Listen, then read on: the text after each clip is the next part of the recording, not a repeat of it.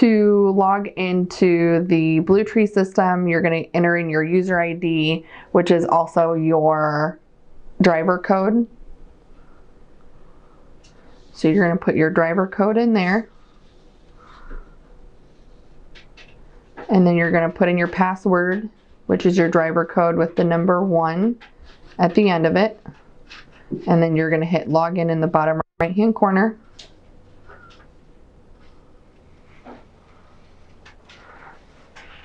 This is going to be the home page.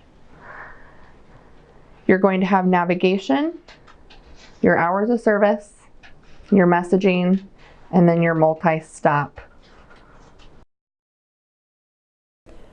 Now for hours of service, I'm going to show you on there. It's going to be up in the top right hand corner. You're going to select that. Do not worry about this message. This is just because it's a new account. So we're going to hit no. On here, you will see that you have your DOT clock here, 11-hour clock, a 14-hour clock, and a 70-hour clock. If you are a home daily driver, this will say a 16-hour clock due to you having the availability to use a 16-hour rule, but that is only if you start and stop at the same location every day. What you will notice on these clocks down here, these 3, is that they are at 0 or close to 0, and they are actually counting up. They will not count down as to what we're used to. This clock up here is your DOT clock. That one will count down because it's counting down to your next break. Whether it be your 30-minute break or whether it be a 10-hour break, that is the one that's going to only be counting down. Now this unit has tabs similar to what we're used to, but instead of tabs, it will have a menu. So you're going to select up here where it says home with the clock. You're going to push that, and here you'll see the side menu come up. On here you have the duty logs graph, duty logs table, motor carrier edits, daily summary, unidentified driving, load details, roadside inspection, profile details, and all events. In order to change your duty statuses, you're going to select this box over here. You're then going to select whatever duty status you need.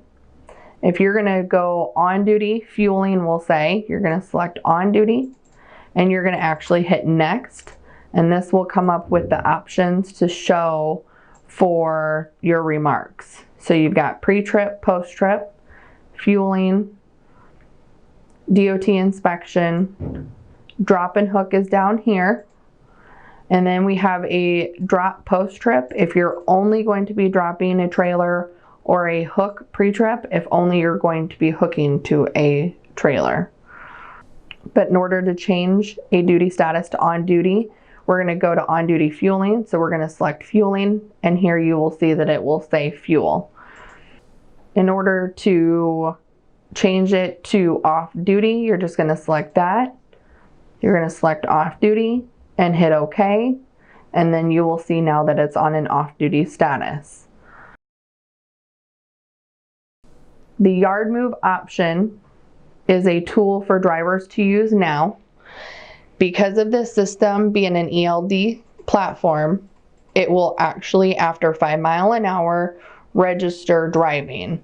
So there is no more of a creeping around a property or anything like that. It's at a 5 miles an hour, it's going to switch to driving. So this yard move option will give you a tool that will let you move around a customer or private property without it registering driving. So if you need to take a 10-hour break, or if you need to do a 30-minute break, the yard move option is not something that you would want to use. But in order to go to it, you're going to select it. You're going to add a remark. So we're going to put in there drop and hook. And then you're going to hit continue. and then it will have you on that yard move. Currently, right now, you can go any miles per hour on the property so that it's not going to switch over to driving. It will, however, eventually switch over to at 20 miles an hour. It will switch over to driving automatically. But until then, you will have to remember to go in and manually turn it off by selecting this and then going to off duty and then hitting OK. And then once you start driving, it will automatically switch it to the drive line.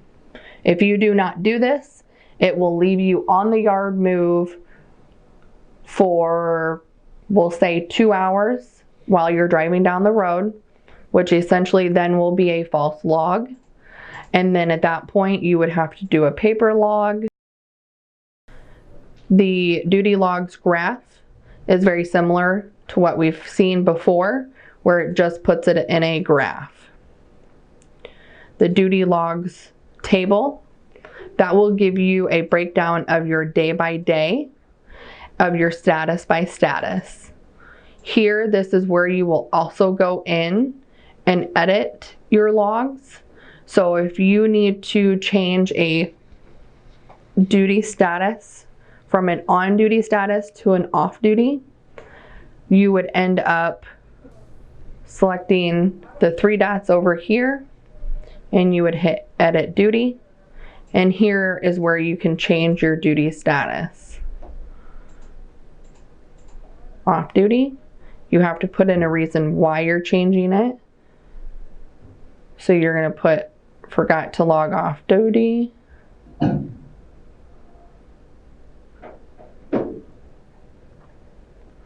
Hit OK.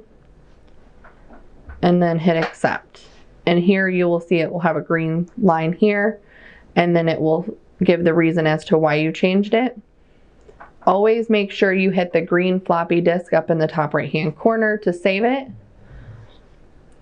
before you exit out of the screen. In order to change your log, if you left yourself on duty for 2 hours, it gets a little tricky. Because this is something that is new to a lot of us, and that is essentially where you have to add in a log. So you're going to then hit the plus sign over here. You're going to select the time that it should start. So we're going to backlog it by at 10:35. Going to hit OK. And then here where you would choose what duty status you want it as. So you would select that. And you can choose from all of those. You're going to add a remark as to why you're changing it. Hit OK. Hit accept. And then here you will see that it will be on there. Sorry, right there. So we're going to hit the floppy disk again, and then you saved it.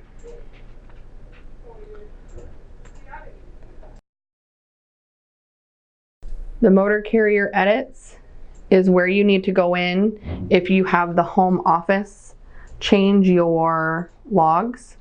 So now it is a point where if somebody in the home office changes your logs, you need to approve that before it changes. So this is where you would go in to have that done.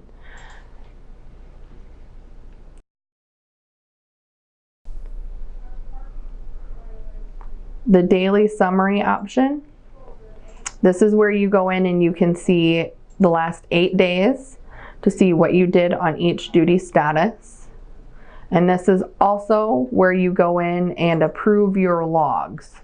So when you approve them, you're going to select the red box over here on the right.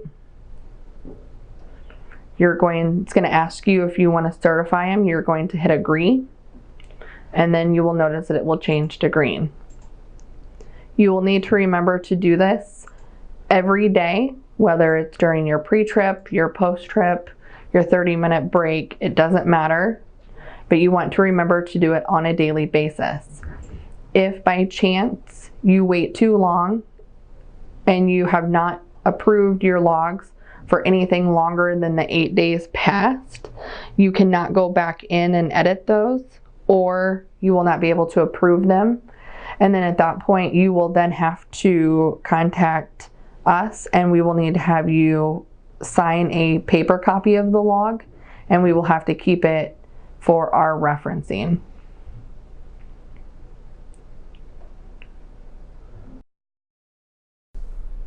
The unidentified driving option, this is where you go in, and this is where if someone has driven your truck without being logged in, you will see that option here.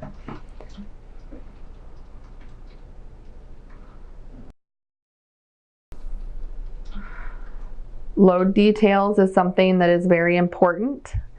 Currently, right now, it does not auto-populate. And so then at that point, you need to come in here and enter in your shipping document, which is your bill of lading number, and then your trailer number. Every time you get done with a loaded call, you need to come into this load details and fill out this information each time. Eventually this will auto-populate, so you will not have to go back in there and put these in there, but I would highly suggest that you go in there and just verify that the load that you just did has the correct information, so that if not, you can go in there and correct that. So then once you have everything filled out, you're going to hit save, and it's going to automatically save it to your logs. This is required by the DOT. So if you do not have this done and you get stopped and inspected, you will receive CSA points for this. So please make sure that you remember to do that every loaded call, and just get into the habit of checking it and or putting it in there for right now.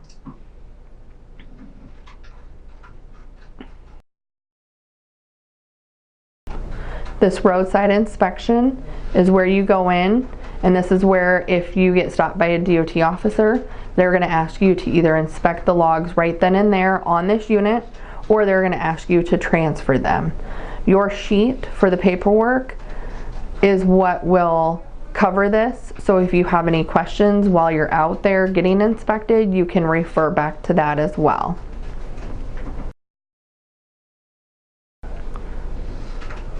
Profile details and all events, that is not something that you need to be concerned on, as the profile details just gives you the fact that you have the exemption if you're allowed to, and it has just different things that is required by the DOT officers to see.